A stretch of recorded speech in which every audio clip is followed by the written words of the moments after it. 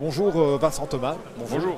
Vous êtes directeur des systèmes d'information chez Idelux. Alors, Idelux, c'est 5 choses. On parlera d'un volet d'Idelux, mais c'est le développement économique en province du Luxembourg.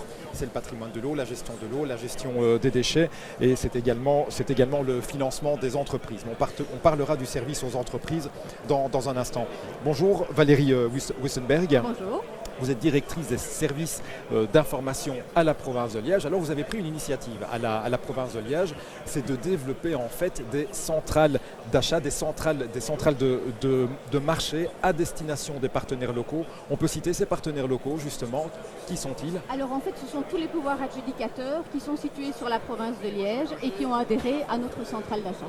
Donc il y a des communes, des zones de police, des zones de secours, des CPAS, mais aussi des ASBL qui sont soumises à la législation sur les marchés publics. Et donc, en fait, ce qu'il faut savoir, donc vous allez nous expliquer dans un premier temps ce qu'est une centrale d'achat et nous dire également quelles sont les difficultés que vous êtes susceptible de rencontrer ou peut-être ces adjudicateurs que vous venez juste de citer. Quelles sont les difficultés et vous pouvez nous expliquer cette centrale d'achat? Alors d'abord, ce qu'est une centrale d'achat, donc la province de Liège agit en qualité de centrale d'achat depuis déjà pas mal d'années. Ça veut dire quoi concrètement pour ceux qui ne savent pas ce que c'est? Ça veut dire que les pouvoirs adjudicateurs qui ont adhéré à notre centrale d'achat sont dispensés d'organiser eux-mêmes leur propre marché. Ils adhèrent à notre centrale d'achat et ils peuvent bénéficier des marchés que nous avons attribués. Oui, et vous êtes susceptible de rencontrer des difficultés ou alors vous levez justement, vous empêchez alors, certaines je ne difficultés. vais pas parler des difficultés tout de suite, je vais d'abord parler de ce qui va bien. Donc, D'accord, allons-y. effectivement, la centrale d'achat provinciale, elle ouvre l'accès à une quantité quand même importante de marchés. Je pense qu'aujourd'hui, on en a environ 25. Dans quel domaine on peut les citer? Oui, tout à fait, qui sont très variés puisqu'on part depuis, par exemple, une plateforme de covoiturage pour les employés, des bornes de rechargement pour les véhicules électriques, mais aussi des objets de bureau, du café ou du papier hygiénique, et en passant évidemment par l'informatique. Et donc c'est une centrale d'achat qui mérite d'être plus connue encore aujourd'hui et communiquée encore à destination des villes, des communes, Oui. des CPS, des ASBL, tels que vous venez de les citer? Alors ils les connaissent, ils les connaissent puisque donc on a quand même pas mal de marchés qui sont organisés, c'est assez varié. Au niveau informatique par exemple, on parle de solutions de gestion des sanctions administratives, de licences Microsoft, Adobe ou de souscription Alfresco, et de 2 marchés qui sont attribués au WIN qui concernent la connectivité réseau et la téléphonie fixe, j'en parlerai tout à l'heure. Il faut savoir qu'au niveau des marchés informatiques, on cumule 2 difficultés. On a d'une part la difficulté de mener un contrat informatique, c'est quelque chose qui est assez compliqué, et de mener un marché public. Tous les pouvoirs adjudicateurs savent aujourd'hui que la législation en matière de marché public, elle se complexifie sans cesse, et donc combiner Ce à sont la deux fois... messages importants, c'est-à-dire qu'il y a une complexité dans le marché informatique, nouvelle technologie de l'information et de la communication telle que vous le gérez, mais il y a la complexité qui est véritablement liée au marché public. Voilà. Et donc des petites entités locales, mais elles n'ont pas toujours les ressources pour faire face à cette double complexité. Et pour ces entités-là, avoir des centrales d'achat, c'est vraiment important. Ça peut les aider à combler les lacunes en termes de compétences. Ça peut aussi les aider parce que simplement, c'est un gain de temps, c'est une simplification administrative. Vous les soulagez en fait. Oui, des économies d'échelle aussi parce qu'on a parfois des marchés plus importants avec des tarifs plus intéressants. Donc tout ça, ce sont vraiment les bénéfices pour les centrales, pour les adjudicataires qui peuvent, les pouvoirs adjudicateurs qui peuvent bénéficier de notre centrale d'achat. Et il y a des points de blocage à certains moments. Je vais quand même vous poser la question. Voilà. Donc depuis quelques années, on voit poindre des complexités et des contraintes plus importantes par rapport aux centrales d'achat, qui sont peut-être liées au fait qu'il y a eu des abus, il ne faut pas le nier. Et parmi ces complexités, moi j'en vois 2. La première, elle concerne le fait de vraiment définir dès le début du marché les bénéficiaires du marché. Donc avant, on avait des centrales de marché, on avait des marchés qui étaient lancés. Si on avait un nouveau bénéficiaire qui rejoignait la centrale en cours de route, pas de souci, il pouvait rejoindre le marché. Aujourd'hui, ce n'est plus possible. La législation impose d'avoir défini précisément la liste de bénéficiaires quand on lance le marché. C'est important ce que vous dites parce que ça signifie que ces bénéficiaires doivent s'engager en amont. Ils ne peuvent pas se retirer facilement. Alors, en tout cas, ils doivent avoir adhéré à la centrale d'achat avant qu'on lance le marché. Très clairement. Et donc, si on imagine des marchés assez compliqués comme de la téléphonie, parfois j'ai certains certaines communes ou quoi qui viennent tout d'un coup nous trouver et qui nous disent « Oh, on a un problème, il faut vraiment qu'on ait une solution urgente en matière de téléphonie, est-ce qu'on peut bénéficier de votre marché ?» Un marché qui dure plusieurs années, et parfois je suis obligée de leur dire non parce qu'ils ne font pas partie de la liste. Et c'est un peu frustrant. Ils ne sont pas montés dans le train au bon moment, c'est ça? Voilà, donc on peut comprendre évidemment cette exigence par rapport aux fournisseurs qui doivent savoir plus ou moins dans quoi ils s'engagent, mais en même temps, c'est frustrant parce qu'on a un besoin, on a une solution et on a ce blocage entre les deux. Un autre point de blocage, c'est la volumétrie des besoins. Donc fin 2018, la Cour de justice de l'Union européenne a rappelé qu'il était important que chaque bénéficiaire d'un marché définisse ses besoins avant qu'on lance le marché. Alors, je vous dis, déjà au niveau de la province de Liège, il faut imaginer une centaine de sites, 400 bâtiments et tous les services répartis sur le territoire. Déjà chez nous, recenser les besoins en interne, c'est compliqué. On gère, mais c'est compliqué. Alors si vous devez en plus contacter 250 bénéficiaires potentiels pour leur demander quels sont leurs besoins, ça l'est encore plus.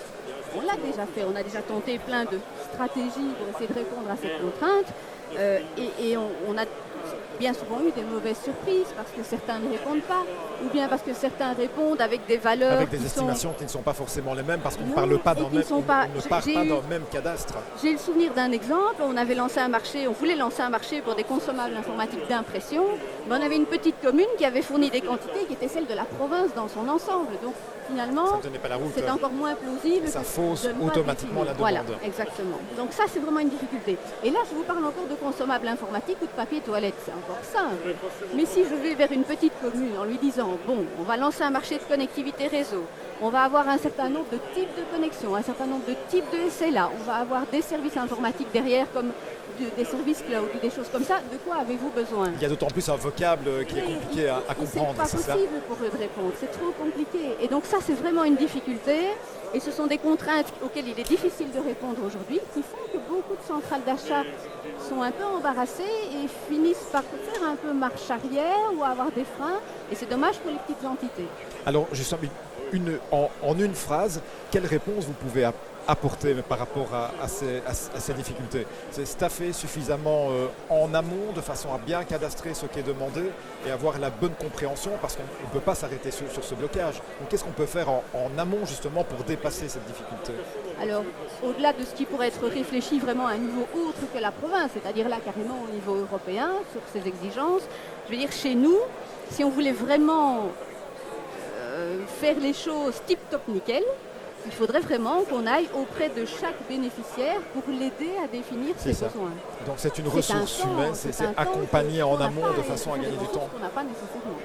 Nous sommes en direct du salon Municipalia, en direct de Marche. Nous sommes sur le stand WIN. C'est ici qu'on parle de digitalisation des entreprises publiques, entreprises privées, institutions, organisations. C'est véritablement ici que nous faisons vivre en direct l'événement du salon Municipalia et surtout l'événement qui est lié à la digitalisation des entreprises. Encore une question pour Valérie Westenberg, qui, je vous le rappelle, qui est directrice des systèmes d'information à la province de Liège. L'un des marchés de votre centrale d'achat a trait justement aux télécoms, aux nouvelles technologies.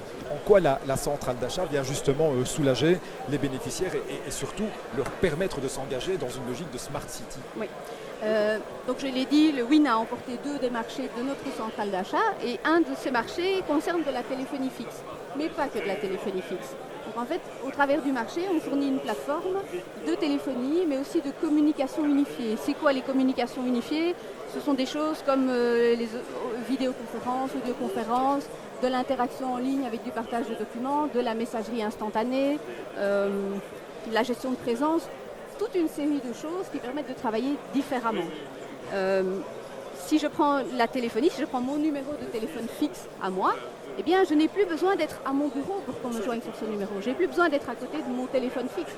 À dire vrai, j'ai même plus besoin de téléphone fixe.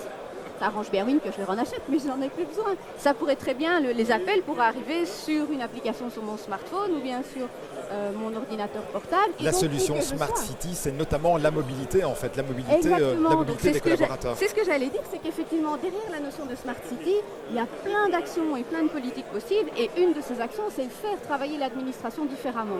Et ces outils-là, ils permettent de faire travailler l'administration différemment. Et donc la province de Liège au travers de sa centrale d'achat et de ce marché-là en particulier, elle donne à des petites entités des outils qui leur permettent de s'engager dans la dynamique de Smart City, en tout cas sur ces éléments-là. Et dans la digitalisation des organisations. On accueille Vincent Thomas, bonjour. Bonjour. Vous êtes directeur des systèmes d'information chez Idelux. Alors on va le rappeler, Idelux c'est notamment le développement économique du Luxembourg, le financement des entreprises, la préservation de l'eau, la gestion des déchets. Et puis alors il y a un département, il y a une partie d'Idelux aussi qui concerne Idelux Projet Public. Vous accompagnez les villes et communes de votre province dans la transformation digitale.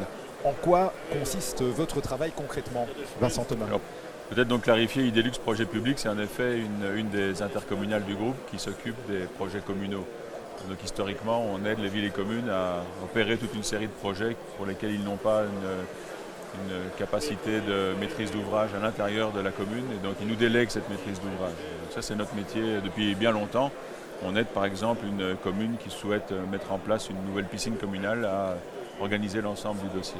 Et il y a quelques années, on a décidé d'ajouter un service à l'ensemble de ces services existants, un service autour de la transformation digitale. Exact. Avec une particularité, c'est la ruralité, puisque la province de Luxembourg a une spécificité rurale particulière, avec nos 280 000 habitants. Et la plus grande province de Belgique, on a une densité de population qui est très basse. Et donc il y a toute une série de circonstances spécifiques sur lesquelles des outils smart peuvent venir aider, mais différemment que dans les grandes villes. Je peux prendre un exemple que j'aime bien, c'est la mobilité. À part les bouchons vers le Grand-Duché de Luxembourg tous les matins dans le coin d'Arlon, mais sinon si on regarde pour le reste de la province, on est rarement bloqué dans son véhicule. Il n'y a pas beaucoup de bouchons en province de Luxembourg. Et donc les solutions smart ne viennent pas pour nous résoudre des problèmes d'immobilité dans sa voiture parce qu'il y a des bouchons. Les solutions smart peuvent venir chez nous proposer une solution au fait que si on n'a pas de voiture, on est bloqué chez soi. Parce qu'il y a très peu de transports en commun qui sont vraiment déployés dans l'ensemble des petits villages. Et donc voilà un exemple de solution informatique qui peuvent venir contribuer à résoudre ce type de problème. Se pose la question de l'isolement, mais également de l'accès aux soins de santé, j'imagine. Par exemple. Ce sont deux exemples. Voilà d'autres circonstances, en effet, où des solutions smart peuvent venir contribuer à permettre aux personnes âgées qui ne pourraient, par exemple, plus conduire, de pouvoir se déplacer jusqu'à un hôpital. Hôpitaux qui sont de plus en plus centralisés, donc de plus en plus loin, statistiquement, des endroits où les personnes habitent. Alors, mais sinon, donc, plus spécifiquement sur notre stratégie pour aider les villes et communes à opérer cette transformation digitale donc dans un contexte rural, on agit à 4 niveaux. En fait, on a un premier travail qui est de la sensibilisation, donc vraiment d'encourager les mandataires publics à opérer cette transformation digitale parce que souvent ils considèrent que ce n'est pas tout à fait pour eux. Parce qu'il y a justement une image très urbaine de cette transformation digitale. Et donc, comme je viens de le dire, il y a des spécificités rurales et on veut encourager les villes et communes à opérer cette transformation et à créer du bien-être pour les citoyens grâce à des solutions informatiques. Enfin, informatiques ou pas d'ailleurs, parce que Smart City, c'est bien plus large que spécifiquement l'informatique. Quand vous dites que les mandataires estiment que ce n'est pas pour eux, pour quelles raisons? Parce qu'ils ne maîtrisent pas, ils ne perçoivent pas l'impact? Quand on est bourgmestre d'une commune de quelques milliers d'habitants... qui permet de rectifier les choses. Exact. Quand on est bourgmestre d'une commune de quelques milliers d'habitants, Smart City, on n'a pas trop l'impression au départ que c'est pour nous. On considère que c'est Montréal, Paris, Bruxelles, Amsterdam, mais pas d'Averdis, qui est une des plus petites communes de Belgique qui se trouve en province de Luxembourg. Alors que derrière le Smart City, c'est la digitalisation de la commune qui permet d'apporter plus de services aux citoyens. Exact. C'est le message qu'il faut faire passer. Absolument. Et le fait que c'est intéressant aussi dans des communes de plus petite taille et que ça peut résoudre des problèmes spécifiques à la ruralité, comme je l'exprimais tout à l'heure. Vous disiez qu'il y avait 4 choses. Oui. Je vous ai interrompu justement parce que je suis curieux et j'ai envie de savoir justement quels sont les éléments qu'il y a derrière les précisions que vous apportez, les trois autres éléments. La deuxième chose, c'est on travaille sur l'identification de projets prioritaires pour des villes et communes. Donc on construit une roadmap. Donc ce qu'on fait, c'est qu'on rencontre les mandataires publics, on rencontre les citoyens, on rencontre en fait tous les acteurs de la société civile pour une commune, quand elle nous mandate pour le faire, pour identifier les projets prioritaires pour elle, pour cette commune. Donc après, on a tout un travail de catégorisation pour déterminer un ranking de projets les plus importants pour cette commune. On remet ça au collège communal et le collège peut décider de tel ou tel projet à enclencher.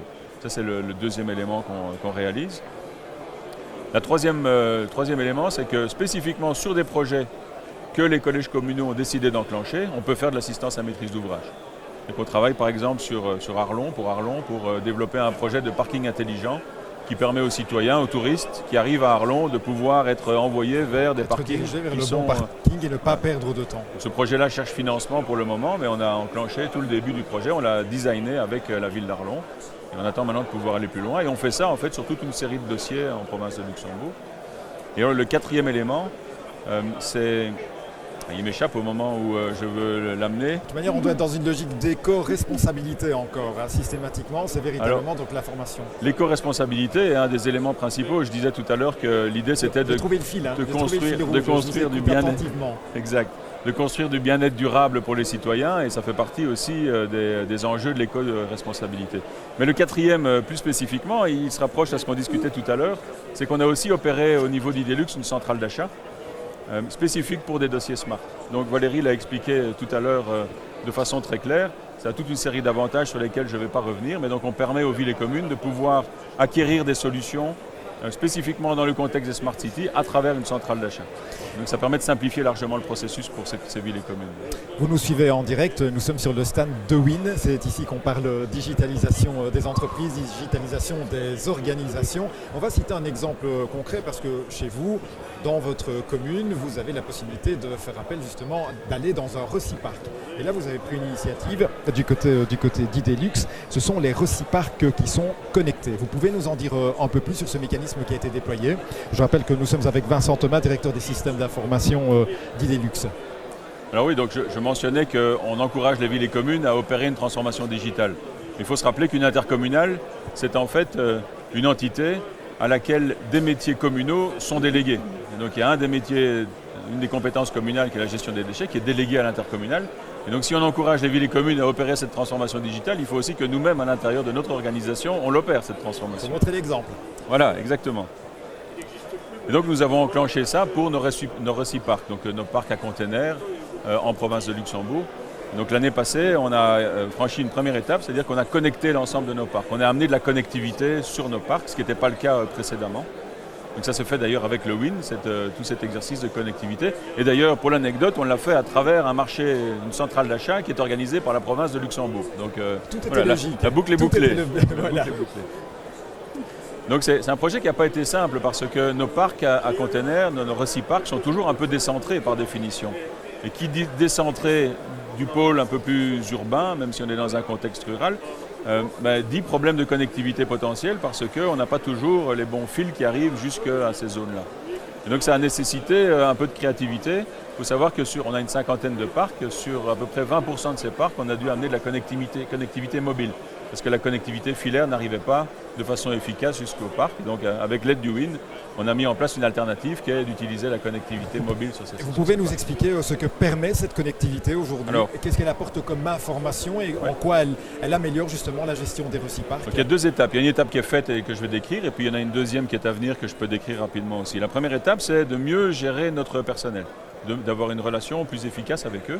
Donc les délégués qui sont sur les parcs n'avaient pas accès à de solutions informatiques jusqu'à présent.